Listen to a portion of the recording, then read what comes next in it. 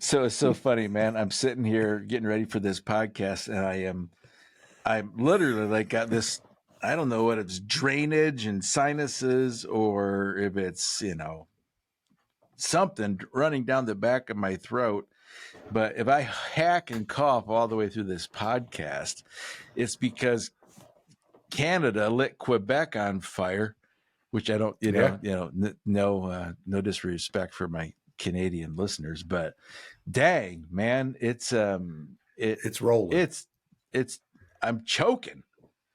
It's all the way down here in Kentucky, dude. I didn't even cut my grass last night because it was so thick. I literally halfway through the day yesterday was driving through town. I thought, what the heck is going on? I haven't seen this kind of haze since I watched some videos of Pittsburgh back in the 50s. Now listen, I haven't seen this haze. I haven't seen this haze since like 1986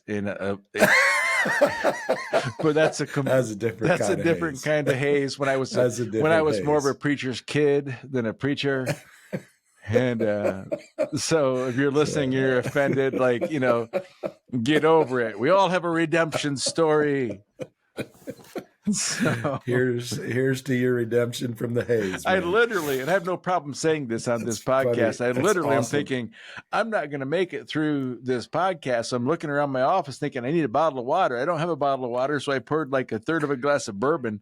And so I'm going to nurse a glass of bourbon, and not enough to get, wasted on my podcast, but enough to make sure I'm cutting through the phlegm running down the back of my throat. Oh my gosh. I'll just sip my iced tea. Okay. So I went home last night, sat on the deck, and I sneezed for like 15 minutes. I'm like, this is ridiculous. And I mean, we're in Michigan, you're in Kentucky. I feel bad for the people in Canada or wherever, because this is catastrophic for so many. Oh, it's awful. So many people. And there's just some kind of big pinwheel jet stream that's just grabbing that stuff, and it's just like concentrically throwing it down on us. Oh my gosh, it's like an eclipse. Crazy times. I feel like there's an eclipse going to happen tonight. The whole moon's going to disappear. Lunar eclipse. So. It's all intentional. Somebody's doing it to us, man. Oh, well, listen, my guest today, who is BSing with me here, is one of my dearest friends in the world. And we're not just colleagues, and we hang out together, we vacation together. He married my kids, and he didn't marry my kids. He performed the ceremony. Yeah. And Pastor Jeff Noel, and from Elizabethtown, Kentucky, Rineyville, actually, and Pastors Grace Heartland Church, an amazing congregation, amazing leadership, and a humble man. And so, man, dude, first of all, being friends with you is one of the greatest blessings of my life. You've been adopted into the Eldred family and vice versa. And so our kids are each other's kids. We share life. We talk about everything. There is nothing off the table, and there are no filters. And that's probably how this conversation's going to go. Which, hope so. Dude, isn't that how all conversations should go? Absolutely, especially in the pastorate. And, it's funny. And for those that don't know our story, I still don't remember how many years ago it was. It was like 10, 12, maybe. Oh, I think we're more than that. Ago. I think we're pushing, 2006. So we're pushing, 15. Dude, we're pushing some time. We really are. We're pushing it through. And Tim and I were, somebody introduced us at a National Prayer Committee meeting. And it was like one of those things where you meet somebody for the first time in your life, and some people immediately drain you, the first time you meet them. And then every now and then do tell. And then you have these people that you meet in your life, and it's like in 5 minutes, you immediately know, I have just met a lifelong friend, and I want to spend time with this person. And that, I think that's the connection we had immediately. And because we would just crave those times when we could get together, for our meetings together. And both of us felt sad if one of us, for one reason or another, wasn't able to make it. And Oh, so make it just a thankfully it second. went Hold on, beyond hold that. on, hold on. Make it clear. There are times we went to National Prayer Committee meetings just to hang out. Yeah, there It's you like, go. I mean, Sid. I did stuff. I had a role that I had to play, and I did do that. But it was like, dude, if Tim's not going, I don't know that I want to keep doing this. Which right now, neither of us are members of that anymore. So no, we'll talk we are about that not. later. I made myself a talk about note. that I made later. myself a note of Yeah. when it's okay for pastors to know it's okay to quit something. Yeah, And that's definitely something we got to talk because about. The truth is, many don't feel like they can quit, and I think that's a much longer 100%. conversation. We will get into that. Cindy would say, "Do you really need to go to this meeting?" I'm like, I don't feel like I've been contributing much lately, but if I don't go to this meeting, when am I going to see Jeff? I'm not going to see Jeff. You know, man. And so I mean, and you know what you did for me, and we've talked about this in different capacities throughout the time, but and I think I've shared this with you before, maybe in Oregon a few weeks ago, but you provided for me, and I think that's what I mean when I say you didn't suck energy, you gave life, because you provided for me an immediate connection where I knew I wasn't judged by you. I knew that I could be absolutely real with you in every way, that I could share the depths of the crap that I was walking through. And I could also talk to you about the stuff that was really kicking, that was really bringing life and joy to me. And we could talk about, the stuff in life that hurt, like, a failed marriage that I was going through, and how that was tearing me up, and how to deal with that. And anyway, you just gave me this space where I could come into, and I think that's why I craved it so much, where we could get together, because you provided for me a space where I could truly be real. And I sad to say, I didn't always have that. I definitely had pockets of that with different people that I'm close friends with. God has blessed me with some really close friends here in this area that I can just be real with and hang out with, and that's been great. But since you, or a pastor's kid like me, since you, or a pastor, like me, you were part of a national ministry, we just had a lot of things together, and there was a kindred spirit there, of authenticity, that at a level where I had not hardly anyone else. I think about what you just said, and I think about my growing up developmental years as a PK. And there's a ton of people who are involved in the Authentic Pastor, and clients, members, whatever cohorts, that they are second, third, fourth generation ministry people. Right. And it doesn't take long when you have a conversation, and I'm just talking about me at the moment, that I grew up in this duplicitous world, where, I'm selling dime bags in the hallway Monday through Friday. That's not an exaggeration. I pushed a lot of weed, and I led worship on Sunday morning. The crazy thing is, even people in the church knew it, right? And the youth group was my greatest clientele, and no one's, I know, isn't that funny? You go to youth group tonight? Heck yeah, I'm going to make at least $100 tonight, and no one wants to say anything about it. We just keep our mouths shut, and right. And so there's this part of me that's like thinking, would somebody please step in and save me from myself? But we don't. We don't want to say anything. We don't want to hurt anyone's feelings. We don't want to cause a problem. And I'm going to dabble off into the weeds here, but sometimes that happens in the church in general. Right. And so when I became a pastor, to everyone's like amazement, right? Especially mine. I didn't set out to be an authentic pastor. I was just committed that I'm done playing games. Right. My life Yeah. didn't all of a sudden get perfect. That's Right. the difference between the perfect pastor and the authentic pastor.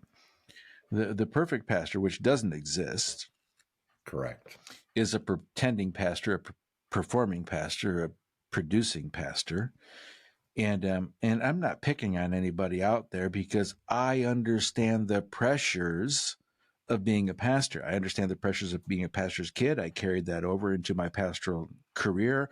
I have felt that for 33 years. And I've just had this innate commitment to make sure that nobody had to pretend around me, which means I couldn't pretend. So I remember sitting Right. just locally in like pastors' meetings, associations, networks, walking away going, my gosh, that was the biggest waste of my time because we talked about nothing. Right. And I just really wanted to connect with pastors at a heart level, an ethereal level, and say, what's going on? Right. What are you dealing with? And the sad thing is, as much as you try to create that space, people don't know how to walk into that space because it's No. so foreign.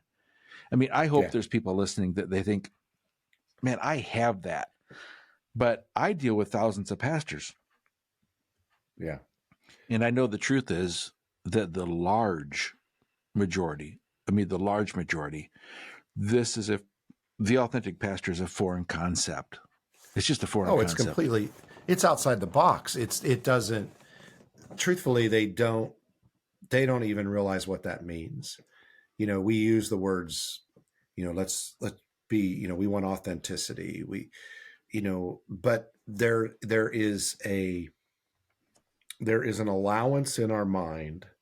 If you grew up like you and I did, there's an allowance in our mind that made it okay to be uh, to be a real person that struggled with real things, but you could never let that show. You could never let that come to the surface. You always had to deal with those in the home. You always had to deal with those in yourself. I watched my father as a pastor who was a very beloved and gracious, merciful, loving man who loved God with all of his heart and mind, but had a couple of rules. One was you never really had any best friends in the congregation, because that was always suspect, and you never knew what might be happening there.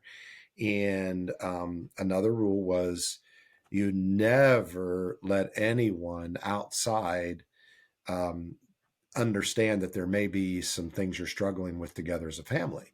And now what I just said is not new to anyone who's been a pastor for more than 20 years. Well, so That's just this I concept. would say that there is a generation of emerging young pastors who Yes. this conversation they may actually say, well, of course that's it, right? Because this generation is a little bit more attuned to authenticity. Correct. But I looked at some statistics today of the multitude of people who listen to this podcast, and the average age, first of all, 80% are male. And we don't address male issues. We just 80% of pastors in general are male, and then the average age is between 45 and 59. So if you're between the ages of 45 and 59, I mean, we are kicking you right in the teeth. Yeah, it's what you grew up This with. makes sense. Yeah, because you weren't ever allowed to show that. So as I grew up watching my dad, I took a lot of those things to myself, which allowed me to justify a whole lot of crap going on at home. But man, once I walked outside in front of everyone else, it was together. We had it all together, and we never let it, never let them see you sweat, so to speak. And so my point in all that is that concept is not necessarily new to people. But what it does is create this idea that authenticity is not so much who you are, it's authenticity is what people see. which is not Now, is which it is not authentic. correct? It's a lie. It is duplicitous, as you said earlier. It is a lie. But we deceived ourselves into thinking that if I preach this from the pulpit and what they see me doing in the life that they see, then I'm authentic. Okay, so just a minute. And I want to back up. that's BS. I want to back up to that because I would say, as a preacher's kid, that there wasn't necessarily even authenticity in the home. Oh, definitely not. So it's not like you just deal with it at home. The truth is, you don't deal with it. You don't confront it. We just don't talk about those things. I remember, and not at all. My wife Cindy is always saying, like, what were your parents thinking? Did anybody like ever hold you accountable? I can remember one day, I'm eating cocoa wheats for breakfast, and people are going, "What the hell are cocoa wheats?" And you know. And then I was going to reference malto meal, and people are going, "I don't know what malto meal is." So chocolate malto meal was called cocoa wheats. It was the greatest commercial too in the world. I love the cocoa wheats commercial. And so I'm having cocoa wheats and 2 scrambled eggs, actually just 2 fried eggs, and I scrambled them myself with my fork. And my mom was looking across the counter at me. I'm like a junior in high school. I'm having breakfast, getting ready to head out to school, and she said, smoking is not a cardinal sin. And I'm like, cardinal sin? What the heck's a cardinal sin? Are we Catholic? I mean, I don't even know this phrase, My Catholic friends probably know like cardinal sin. Gosh. I'm like, what's a cardinal sin? But what I'm really thinking is, why doesn't my mom just come out and say, I'm really disappointed in you because I know you smoke? Because we're not going to talk about it. We're going to talk around it at best. Now, that might not be everyone's household, but it was my household. Sure.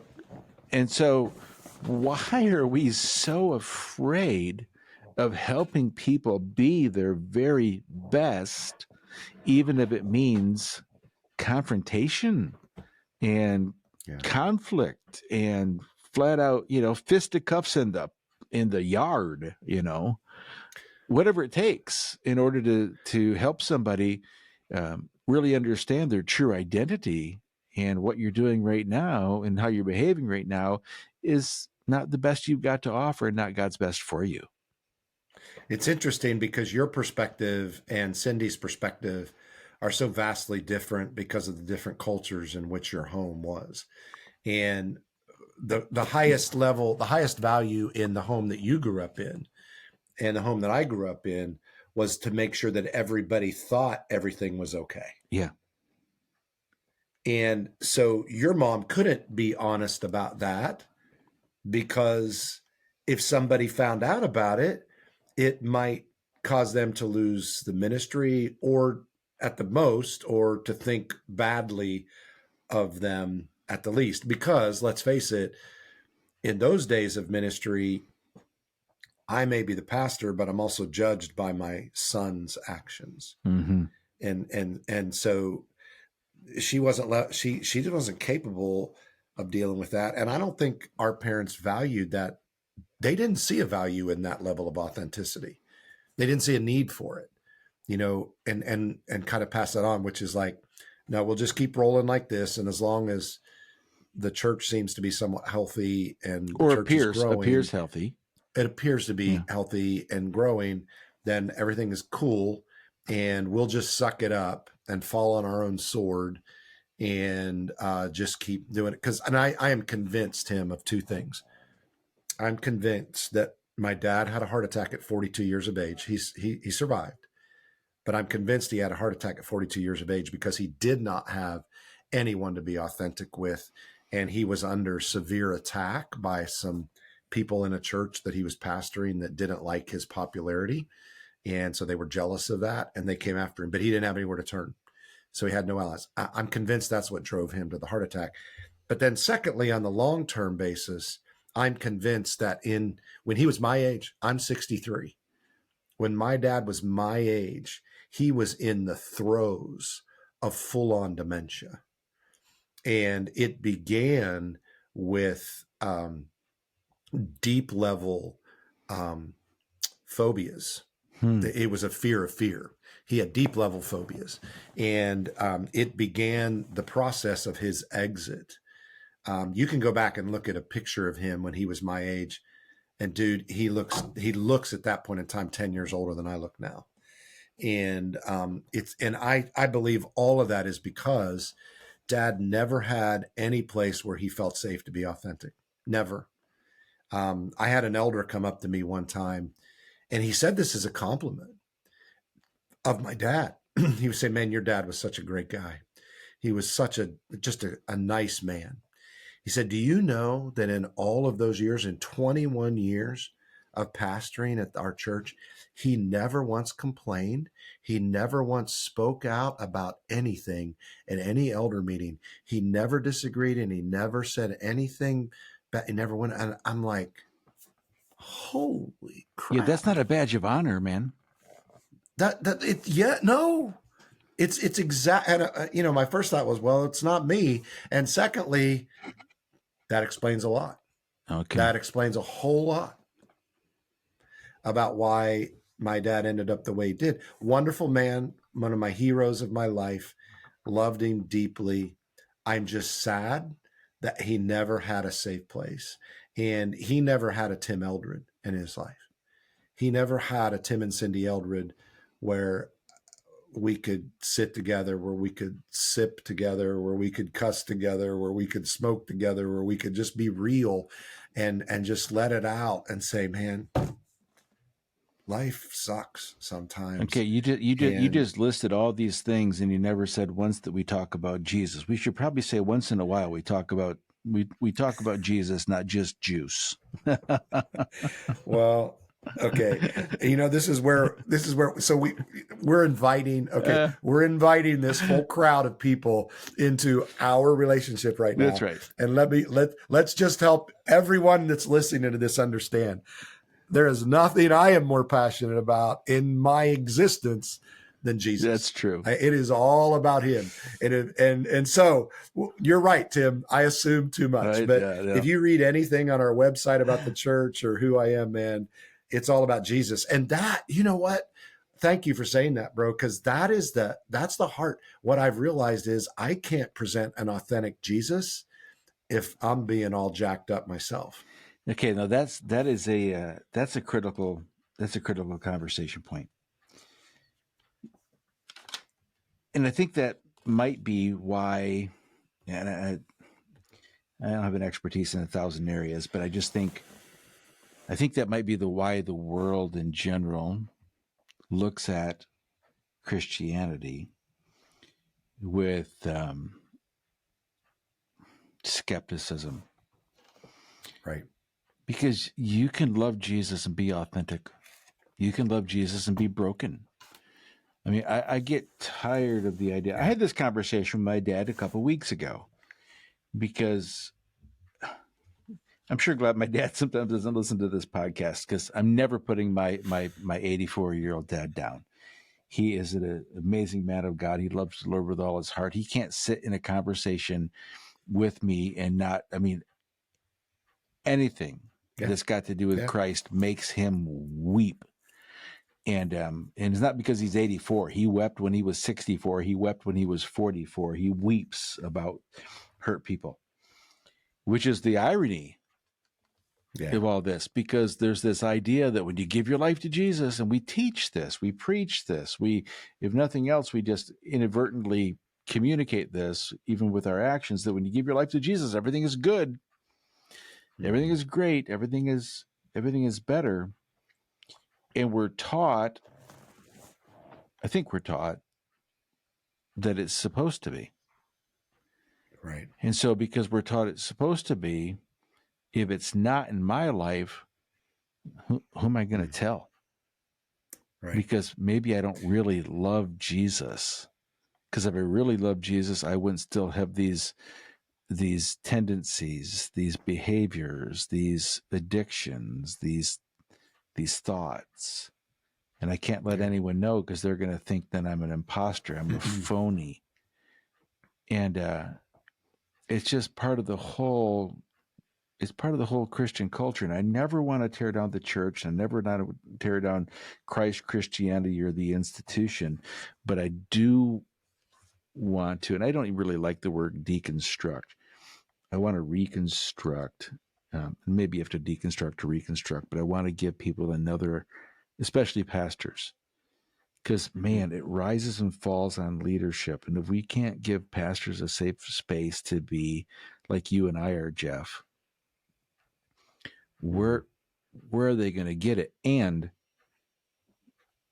their congregations are full of people who just wish someone was modeling authenticity at some level. I mean, I don't think you have to be 100% vulnerable and completely naked before your congregation. I think that's wrong, and because you still have people looking to you, and so you got to be careful with that. But if you're going to disciple people in authentic faith, that's got to begin with your own vulnerability and raw, open, honest, all the above, all the things that I've always been committed to that I didn't even know that God was leading me in my entire life to do this project.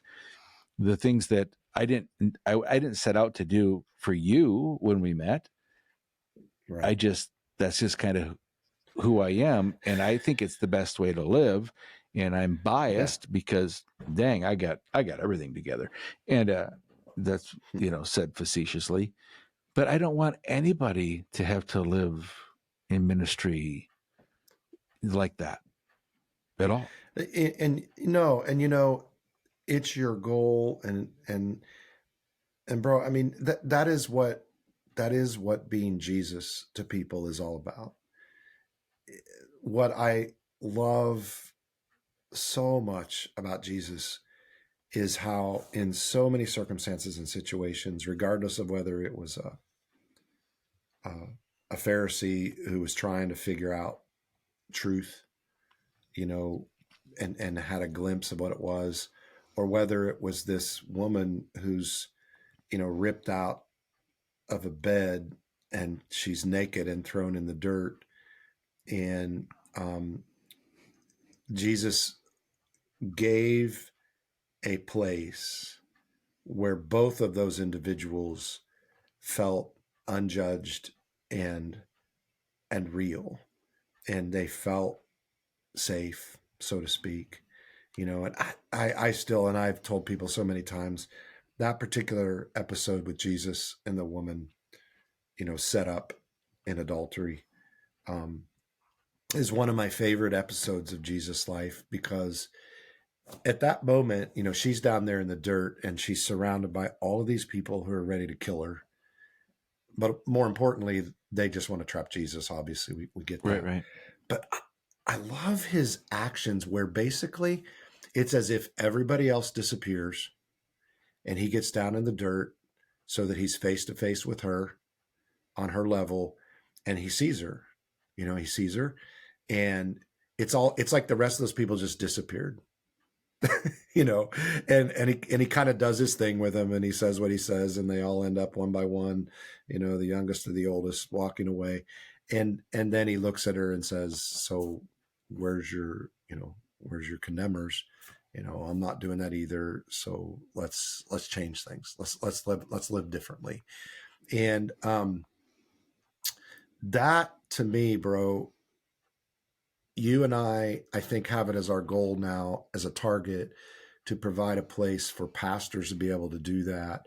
But I think that the only reason we at any level with credibility can do that at all is because you and I have learned a secret from Jesus, and tried to live that in our life and in our ministries. And sometimes, because of the own personal hell we've had to go through, to go to people and say, "No, I'm not perfect. There's nothing about me that's perfect. And I don't even need to tell you all the details, but I can tell you this. Here's one thing I've walked through, and here's another thing that I've come through. So I kind of understand what you're going through right now. And and I mean, you know what my life has been like for the last few years. And all I can say is the more authentic and real, without going into deep details, but just letting people know, I've just continued to try to follow Jesus, but this crap has happened all around me. The It has opened people up to come and talk with me and deal with me in a way that has allowed me to do exactly that, to talk to them about Jesus. So isn't that In places, yeah? Well, I didn't mean to yeah. cut you off, dude. No, yeah. Well, isn't that funny? Because there is this. It's a fear, right? Absolutely. It's a fear that pastors feel that if I expose myself, and again, discernment is a really important quality here, It's huge. right? I mean, you don't need to get in the pulpit and disrobe, metaphorically, or figuratively, but if they're afraid that if people know their weakness, the chink in their armor, the crack in their facade, that they'll quit listening. But the truth is, this current culture globally is waiting for a leader to stand up and not lead by what they know, but lead by example of just admitting, hey, Right. I don't have it all together. There's some things, and generically, and I speak generically from the pulpit all the time. Like, I've been struggling a lot with my prayer life. I tell people that, like, I can't tell you that you need to be in prayer for an hour every day. What's really crazy, because I'm actually speaking a series right now on Dick Eastman, who we both love, and Yeah. The Hour That Changes the World. And a number of months ago, I pulled that book out and I printed off the prayer wheel. I put it on, it's right here behind my right shoulder. And I sit down on this couch in my office, and the hour has turned into an hour and a half or more every morning. I'm not exaggerating. I'm not holier than thou. I'm actually not that spiritual of a person, and Jeff would say amen to, but I can say to my congregation, listen, there are times in my life when my prayer life is abysmal, which is why sometimes I was embarrassed to be on the National Prayer Committee. Like, God, these people write books on prayer, and sometimes I don't pray for 3-4 days at a time. And I have no problem saying that. Like, hey, I'm not telling you that my prayer life is pristine. I'm telling you that I know that when I am disciplined and I prioritize prayer, my relationship with Christ is unexplainable.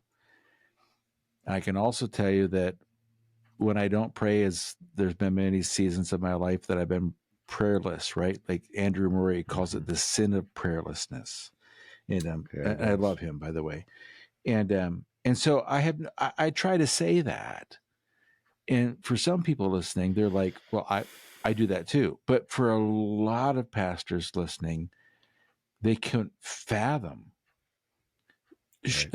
exposing that weakness, whatever that weakness might be. And my heart breaks for them because, to my point, if people heard you share that struggle, they would say, wow, me too.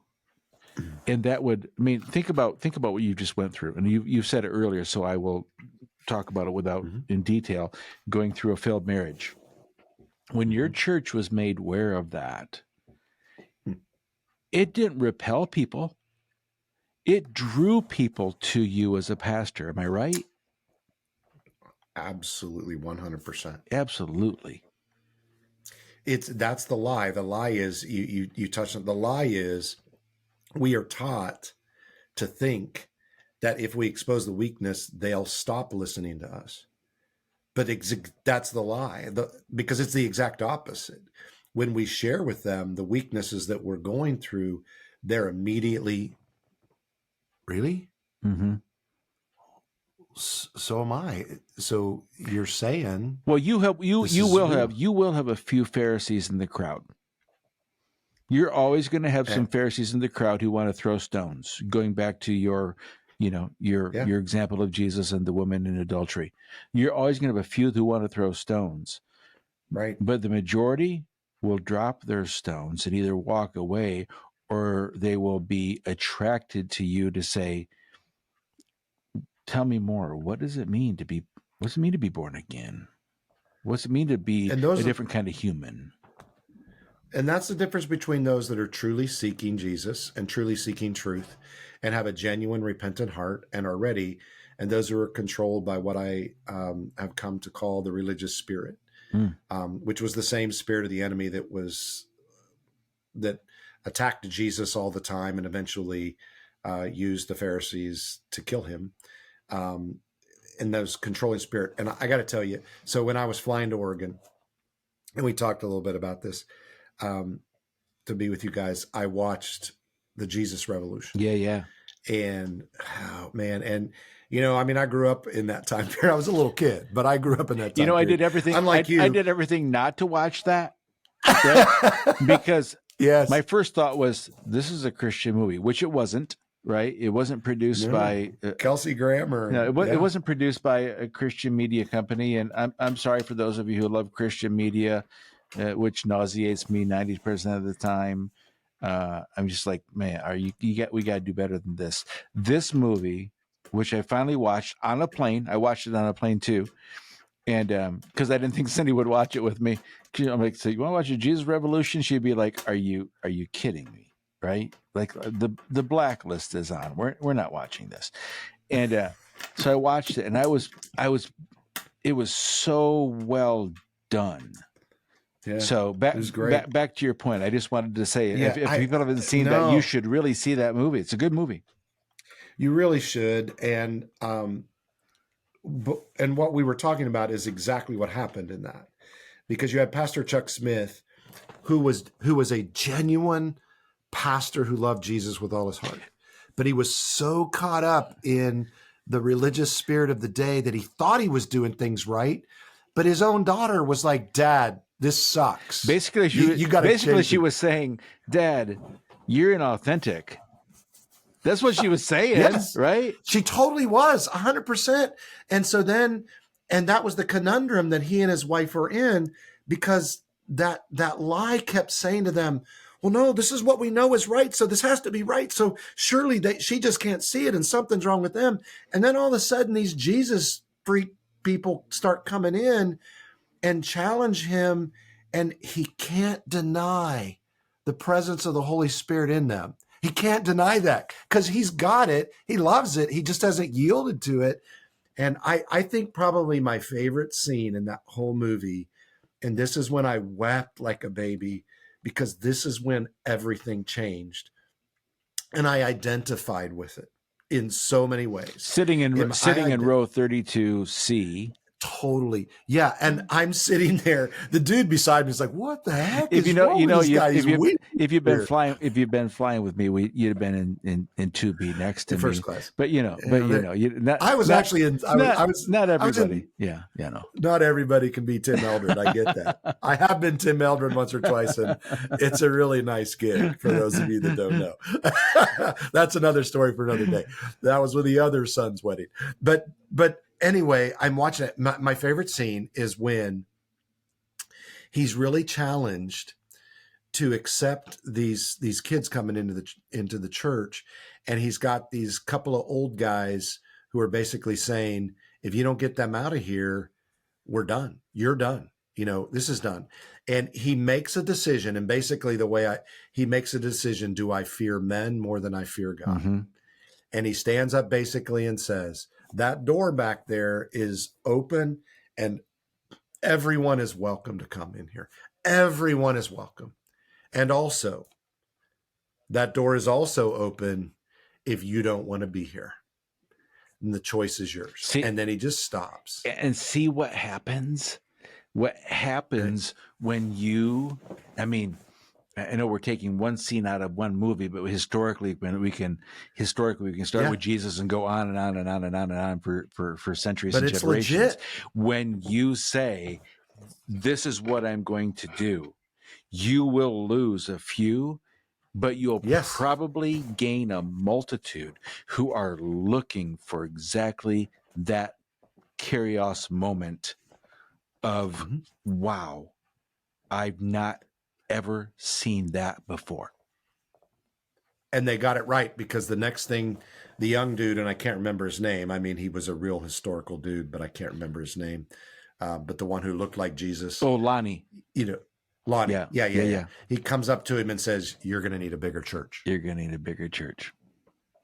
I had because he knew what would happen. I had a conversation a couple of weeks ago with a pastor who contacted us for coaching from Vietnam.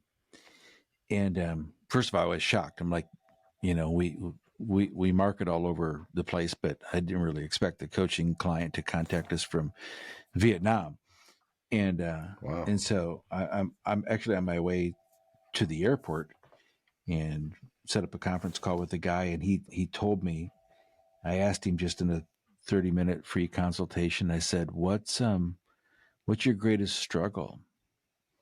And he said, it's the fear of men. I don't know how to, he said, I know what I'm supposed to do.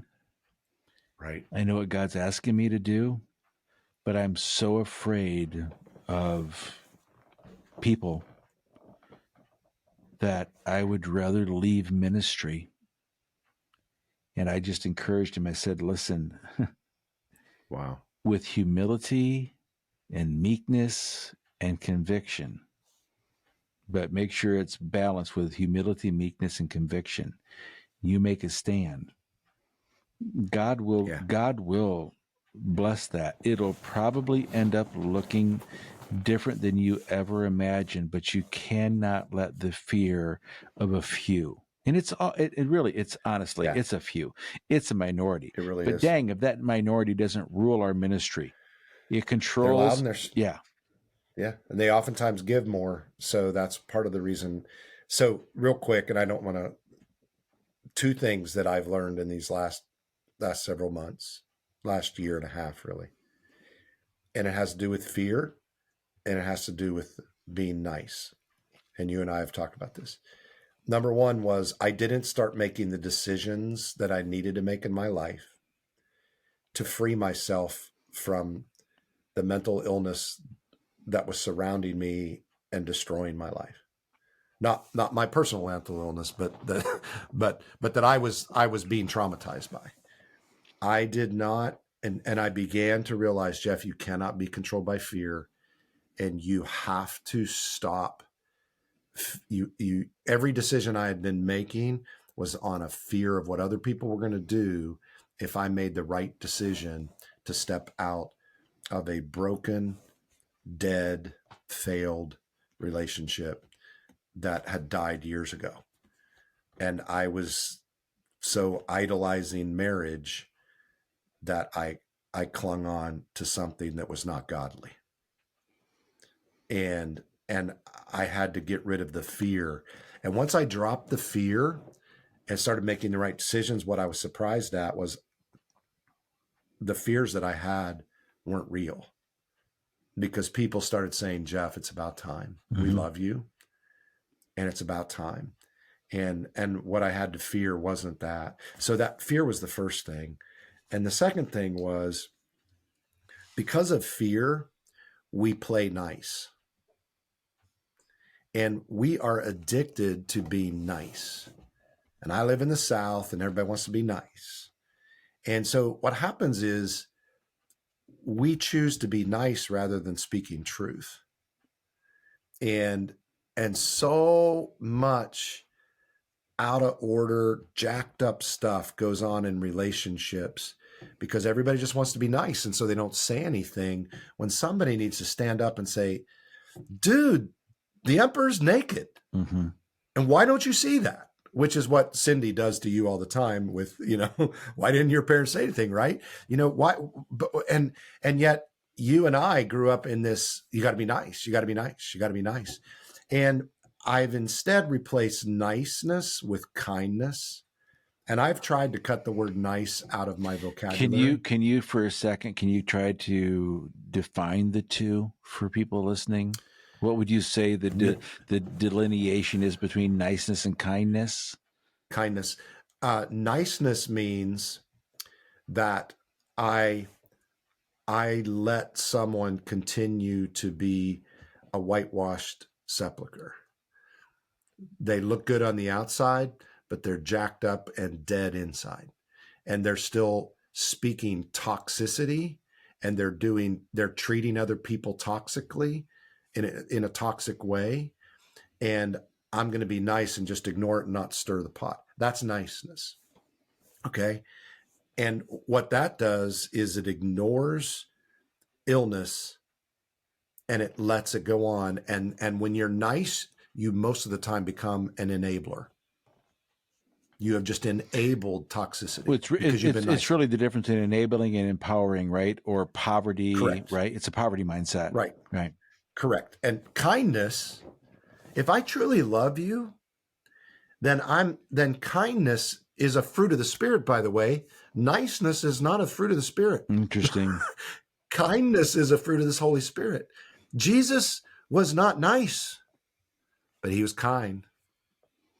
And kindness speaks truth. Kindness speaks truth in love. In love. In love. Truth can be awful if it's not in love.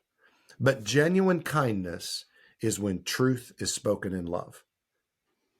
Truth spoken in love is the definition of kindness. Niceness is ignoring truth, letting it go on, and becoming an enabler. And I have chosen intentionally to seek a path of wanting to be kind rather than nice. You said something else a second ago, and I made a note here. You were able to drop the fear. Okay, we can't just drop that phrase without talking about dropping the fear, because that is a primary emotion of a lot of pastors. They're afraid of the repercussions of not wearing a mask, not pretending, not performing, not producing. They're afraid of people's response and reaction to anything other than I've got it all put together.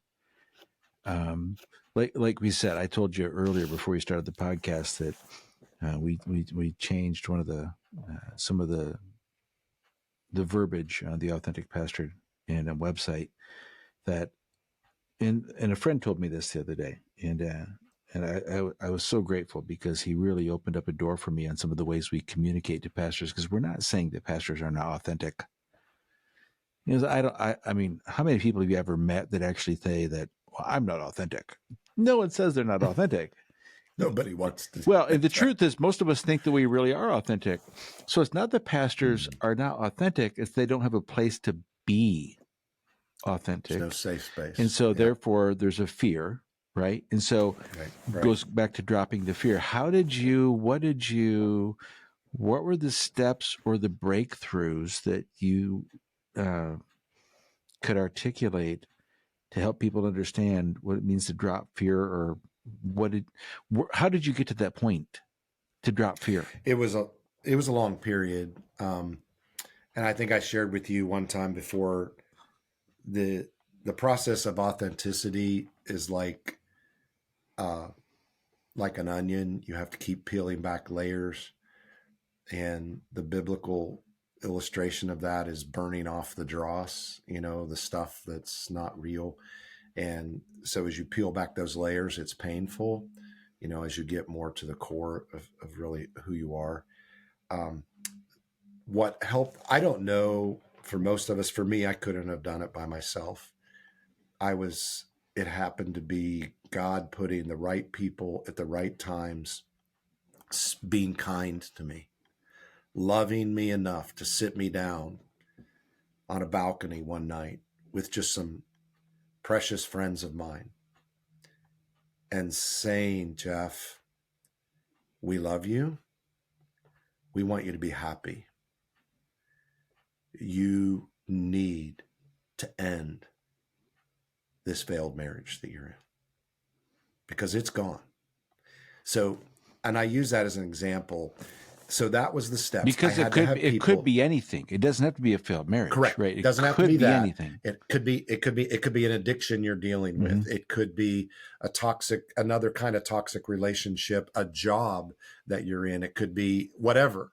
But you need somebody, you need to open your ears and put yourself in a position with somebody who's going to speak kind truth in love to you, and you need to listen to it. But the second part of that was, bro, I had to get to the point where I realized nobody was going to do it for me.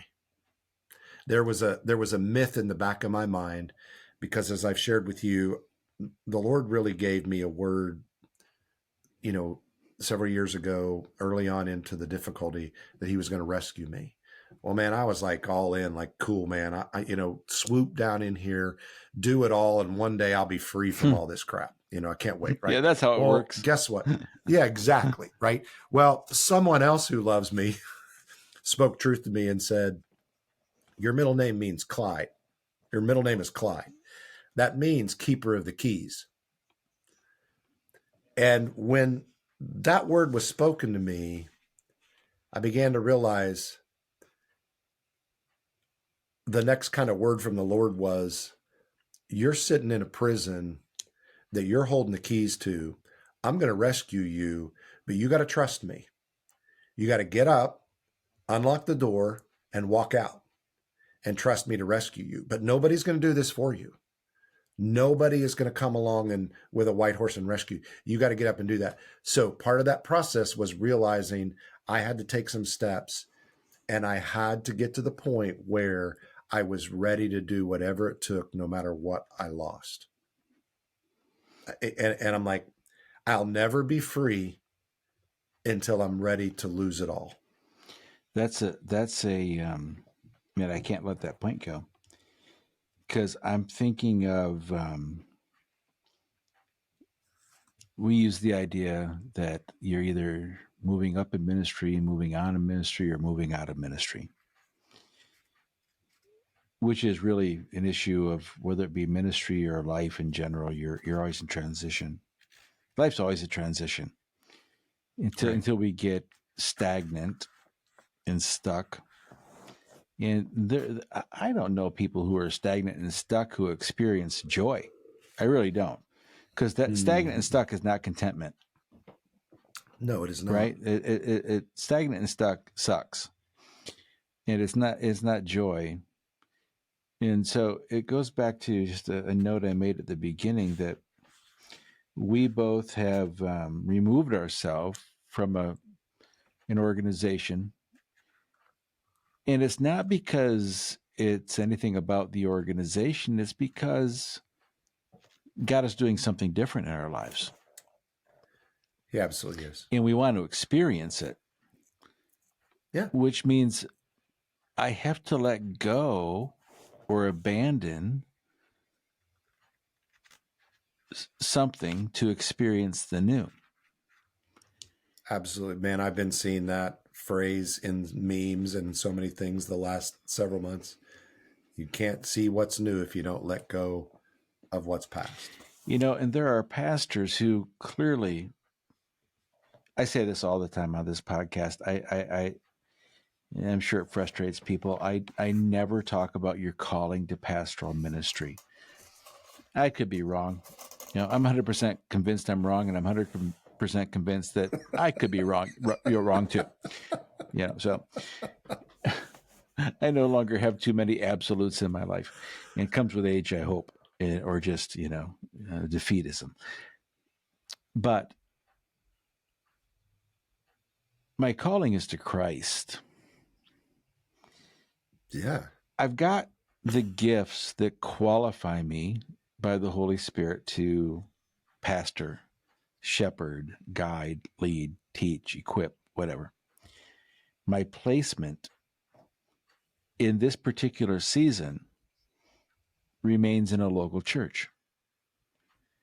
Yeah. For 15 or so years, you and I both served in an organization nationally that has existed for a long time, will exist past us. Yeah. Done some amazing things. But I want to do something different.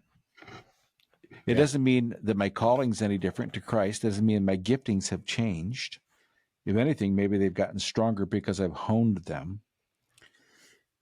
But whether that be a failed marriage, a failed relationship, or pastors who are listening who are in an assignment, we'll call it that, a kingdom assignment that no longer is bringing them joy and is sucking the life out of them, is not life-giving. I wonder if you can speak to the same principles of learning to let go, drop fear, and give pastors today who really need the freedom to move on, move forward, or move out of ministry permission to feel like they can do that without also feeling like they are denying their calling or their responsibility, because there are listeners who it's time to move, man. You're in the wrong Right. place. You're in the wrong relationship. You're in the wrong church. You're in the wrong ministry.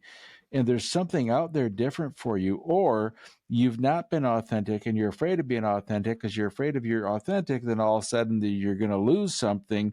But the truth is you might gain something. How do we tie it all together as we wrap up? How do we tie it together in a way that gives freedom and permission for authenticity to be the guiding drive, right? The driving force of the decisions you make moving forward in your ministry, in your life. You know, we've discussed this before, and I think some of it is semantics for the way people use the word calling and assignment and responsibility. But I remember when I went to Southern Seminary back in the 80s, and they kept making this big deal about your calling, your calling, your calling. And I'm like, well, I grew up in this non-denom tradition where we never talked about your big calling experience. And they kept saying, well, Paul had one. And I'm like, well, but we're not all Paul, I don't know. All it was. So I went back and I'm like, okay, I've already had Greek. You guys all came from secular universities and have not. So I'm going to go ahead and study kaleo. So I went through the whole New Testament, and every single time the word kaleo is used, sorry about that. Every time the word kaleo is used, it's about calling to Christ. Every time. Salvation. Every dang time. Mm-hmm. And so here's the way I look at it. If you look at Paul's life, like Paul, we are all called to Christ, and we are all responsible to follow the leading of the Holy Spirit. Paul was called to Christ. He never once forsook that calling. It was irrevocable, in his own words. Paul was called to Christ for the rest of his days on this earth. But look how many different things Paul did. And it was always about where the Spirit directed him to go. He directed him to go to Macedonia. He directed him to go to Jerusalem, and then finally on to Rome, and all of those different ways. Those weren't callings to those places. Those were directives of the Holy Spirit. Those are promptings, right? Promptings, assignments. Right, whatever you call them. Every one of them. And the one that really always kind of got me was when he was finally he was finally led back to Jerusalem, and he had these prophets come up to him who loved him dearly and said, man, the Lord showed us in a vision what's going to happen to you when you go to Jerusalem. You're going to, they're going to come after you. They're going to arrest you. They're going to want to kill you.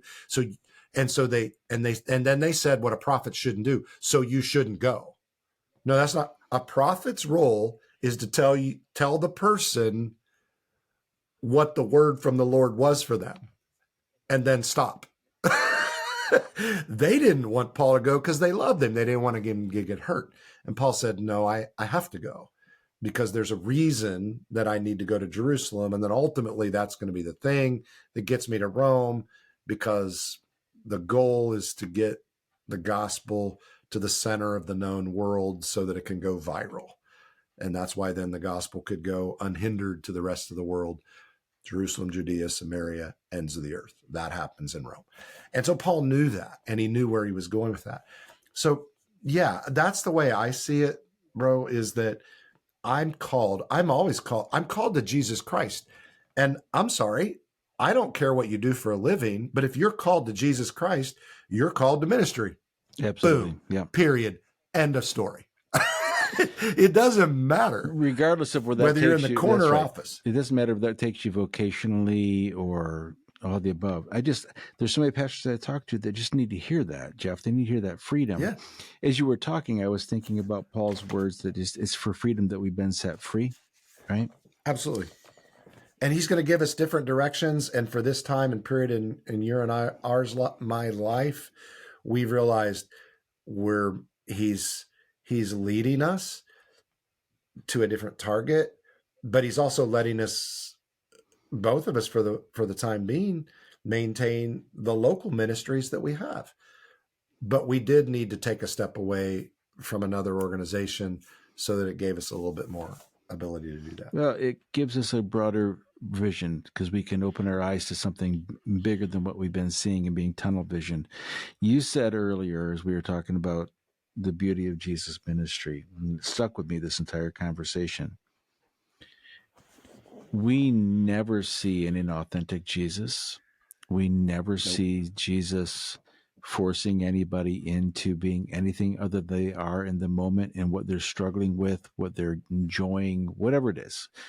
Joy, health, peace, happiness, frustration, anger, Jesus took it all on. And so I'm just thinking about capstoning this chat.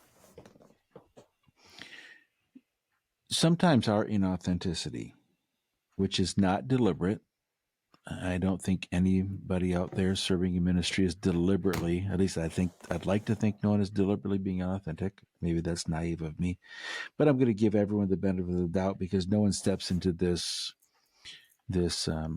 profession, that hasn't paid some serious prices for it. Yeah. The freedom that Christ gives everybody, I wonder if it doesn't hinge and sometimes isn't contingent upon the authenticity of that person who's leading. Yeah. Our authenticity could open up a door to other people experiencing that freedom they've never even imagined. The freedom that you and I've talked about, we've experienced with each other, we've seen in other people's lives. And as a result of it, even a result of this conversation, I think there are pastors who are going to go, wow, if I would just drop my fear, I could experience something new. And I would build upon that by saying, if we can just learn to drop our fear, we could allow other people to live an authentic life in Christ that they've never imagined as well. So, I mean, that's the whole premise of this project. It's not just to give pastors freedom and be authentic. It's to allow pastors to set a new pace for the church, set a new pace for leadership, to learn to pastor different, to allow the church to exist different in a way that is so inviting and so enticing that even if you're drugged before the Lord naked or you meet him at a well drawing water, it opens up a door that you can't even imagine. And so I just, if pastors can feel that freedom of authenticity, their life will change and they will change more lives. I really believe that, Jeff. I agree. And the element of that, bro, is that it's all about trust. Yeah. Do I really trust Jesus? Do I really trust that if I'm real and I present the real, authentic Jesus and I speak truth in love, do I trust that Jesus is going to provide for me, even if the big givers walk away? Yeah. Wow. You and I have talked for hundreds of hours. We could talk for hundreds of hours more. I am so excited, not just because of our relationship, but because you're part of the Authentic Pastor team. And I know that the decades of experience and the new things that you're learning, and you're always learning. I mean, that's what's amazing, is you've never got to the point where you're done learning. And so again, that comes with age and experience. But to have you as a coach and on the Authentic Pastor, to have you as a podcast guest, and more importantly as a friend, is a blessing. This conversation has been good for me, and it's always good for me. Yeah.